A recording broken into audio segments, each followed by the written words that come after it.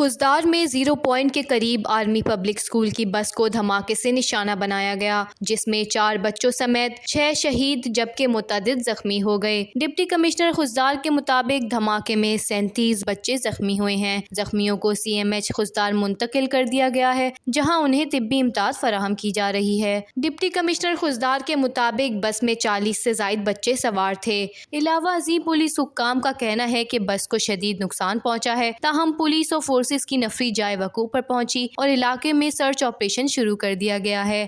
دوسری جانب ISPR کا کہنا ہے کہ بلوچستان کے علاقے خضدار میں اسکول بس پر دہشت گرد حملہ کیا گیا۔ اس بزدلانہ حملے کی منصوبہ بندی دہشت گرد ریاست بھارت میں کی گئی۔ بلوچستان میں بھارتی پراکسیز نے اس بھیانک منصوبے کو انجام دیا۔ میدان جنگ میں ناکامی پر بھارت بلوچستان اور KP میں پراکسیز سے دہشت گردی کروا رہا ہے۔ ترجمان پاک فوج کا کہنا ہے کہ ریاستی پالیسی کے طور پر دہشت گردی کا استعمال بھارتی سیاسی قیادت کی اخلاقی پستی اور بنیادی انسانی اقدار کی نفی کا مظہر ہے۔ اس بزدلانہ بھارتی سرپرستی میں کیے گئے حملے کے منصوبہ سازوں، سہولت کاروں اور حملہ آوروں کو کیفر کردار تک پہنچایا جائے گا۔ وش نیوز، خضدار، بلوچستان۔